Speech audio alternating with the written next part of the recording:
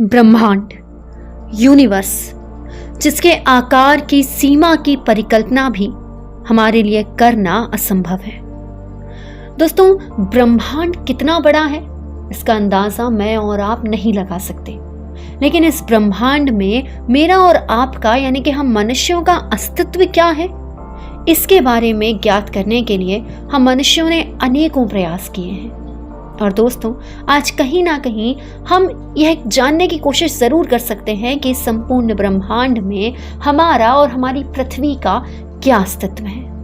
जैसे आप सभी जानते हैं कि हम सभी अपने शहरों या गांवों में रहते हैं। हमारा शहर हमारे राज्य में है, हमारा राज्य हमारे देश में, हमारा देश हमारे कॉन्टिनेंट यानी कि महाद्वीप में है। बिल्कुल वैसे ही दोस्तों, हम हमारी पृथ्वी में रहते हैं। हमारी पृथ्वी, हमारा ग्रह, हम अपनी पृथ्वी के ऊपर रहते हैं, हम हमारी पृथ्वी पर रहते हैं। लेकिन दोस्तों, ये जो हमारी पृथ्वी है ना, ऐसे 7 और भी ग्रह हैं जो मिलकर बनाते हैं सौर मंडल। अर्थात हम हमारी पृथ्वी पर तो रहते हैं, पर हमारी यह पृथ्वी हिस्सा है सोलार सिस्टम का। लेकिन दोस्तों, ये सोलार सिस्टम किसका हिस्सा है? हमारा सोलार सिस्टम आकाशगंगा यानी कि एक गैलेक्सी का हिस्सा है। दोस्तों, एक गैलेक्सी में सैकड़ों सोलार सिस्टम हो सकते हैं, एक गैलेक्सी में अनेकों सौर मंडल हो सकते हैं। दोस्तों, एक गैलेक्सी, एक आकाशगंगा अरबों तारों, गैसों, धूल कणों का समूह होती है। हमारी आकाशगंगा का नाम है मिल्की वे। हमारा सौर मंडल इसी मिल्की वे का हिस्सा है। लेकिन दोस्तों, अगर मैं आपसे पूछूं कि क्या हमारी आकाशगंगा जैसी दूसरी आकाशगंगाएं भी हैं, तो इसका जवाब अनेकों सालों पहले हम नहीं जानते थे। लेकिन यह एडविन हबल की देन है कि दोस्तों, एडविन हबल ने हमें बताया कि हमारी मिल्की वे, हमारी आकाशगंगा ही इस ब्रह्मांड का अंत नहीं है, बल्कि उन्होंने एंड्रोमेडा गैलेक्सी को खोज निकाला। और तब हमें पता चला कि हमारी मिल्की वे के अलावा भी कुछ आकाशगंगाएं हैं। और आज हम सभी जानते हैं कि मिलियंस ऑफ गैलेक्सीज हैं जो हमारे ब्रह्मांड में व्याप्त हैं। और दोस्तों, जब बहुत सारी आकाशगंगाओं का समूह बन जाता है ना, तो उसे नाम दिया जाता है क्लस्टर। एक समय तक हम यही मानते थे कि ये जो आकाशगंगाओं का समूह है क्लस्टर, ऐसे क्लस्टर मिलकर ही ब्रह्मांड का निर्माण करते हैं, और यह सच भी है।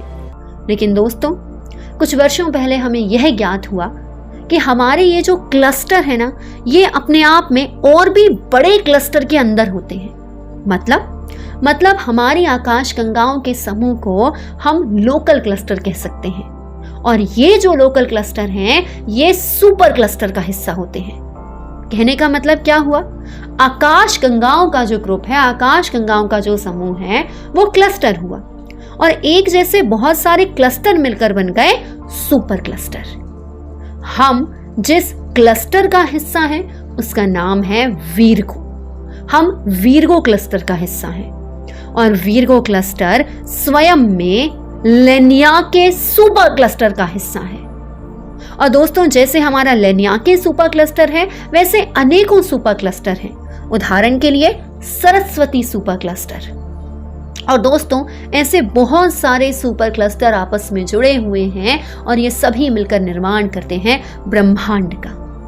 हालांकि वैज्ञानिकों का तो ये तक मानना है कि शायद इन सुपर क्लस्टर से भी कोई बड़ी इकाई हमें भविष्य में मिल सकती है, क्योंकि दोस्तों, आप सभी जानते हैं कि ब्रह्मांड का ज्ञान सीमित नहीं है।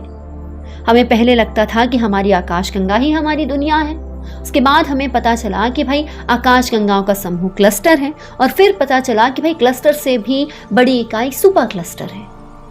तात्पर्य ये हुआ कि वर्तमान में हम लेनियाके सुपर क्लस्टर के, वीरगो लोकल क्लस्टर की, मिल्की वे गैलेक्सी के, सोलार सिस्टम के एक प्लैनेट अर्थ पर रहते हैं। जी हाँ दोस्तों, यही है हमारी पहचान इस ब्रह्मांड में, और यही है हम मनुष्यों का अस्तित्व इस ब्रह्मांड में। सो दोस्तों, आपको ये कंप्लीट हायरार्की पता होनी चाहिए।